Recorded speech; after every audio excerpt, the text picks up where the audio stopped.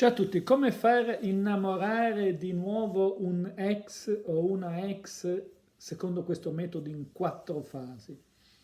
Allora, dobbiamo tenere presente questo, che la prima fase deve essere quella che viene definita un inner game, cioè non deve riguardare l'ex o la ex, devi prenderti del tempo, che siano i 21 giorni o insomma comunque almeno 21 giorni per il no contact, per resettare, per staccare, potrebbero essere anche di più, ma deve essere una fase di inner game, cioè di gioco interno. Devi lavorare con te stessa o con te stesso per effettuare una trasformazione. La trasformazione cosa prevede? Beh, intanto dovresti capire quali sono i motivi che hanno portato l'ex o la ex ad allontanarsi da te ed effettuare una trasformazione. Una trasformazione cosa vuol dire? Vuol dire se ritieni che sia necessario farlo, diciamo, una nuova visione della vita, un nuovo modo di essere, che vada a eliminare questo vincolo, questo ostacolo,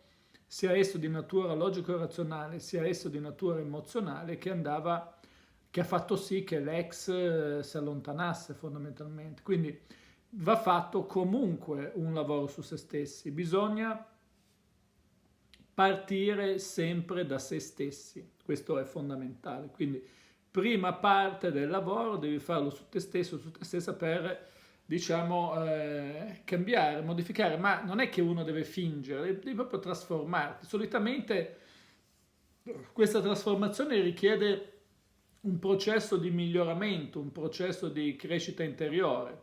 È fondamentale questo, perché altrimenti rischi di ricadere sempre nello stesso sistema, cioè anche se paradossalmente riuscissi facendo arti magiche, diciamo così, a riconquistarlo o riconquistarla, poi ricadresti nella stessa situazione. Quindi la trasformazione, ripeto, richiede anche un'analisi, un lavoro su se stessi per capire se ne vale veramente la pena, se lo vuoi veramente, perché, come dire, deve essere una libera scelta.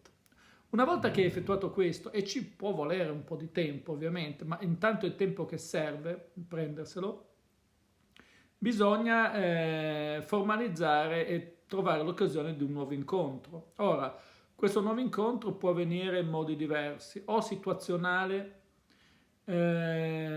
oppure se non ci sono stati grossi, diciamo, ostacoli, che ti sei stato bloccato, bloccati, eccetera, può avvenire magari attraverso, magari mandando un messaggio, mandando qualcosa del genere per facilitare comunque che avvenga un nuovo incontro. È importante far sì che avvenga un nuovo incontro in modo casuale, che non deve sembrare che tu in qualche modo entri dentro per la riconquista. In alcuni casi può essere utile, in questo caso, il rapporto di amicizia. Normalmente nelle relazioni sentimentali diciamo, essere nella friend zone non va bene, ma questo è uno di quei casi in cui invece è utile essere nella friend zone, perché se sei nella friend zone riesci a comunque a venire fuori da situazioni che altrimenti diciamo non saresti accettato, insomma.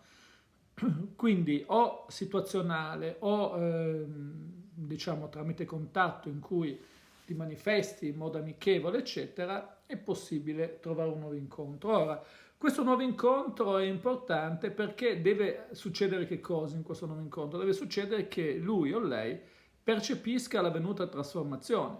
Quindi se la trasformazione è venuta veramente, c'è una trasmissione a livello energetico quasi, per cui la persona lo capisce, se ne rende conto, magari non se ne rende conto a livello consapevole, non se ne rende conto a livello logico e razionale, non è che devi dirgli guarda che sono cambiato così, ma la persona lo percepisce, si percepisce.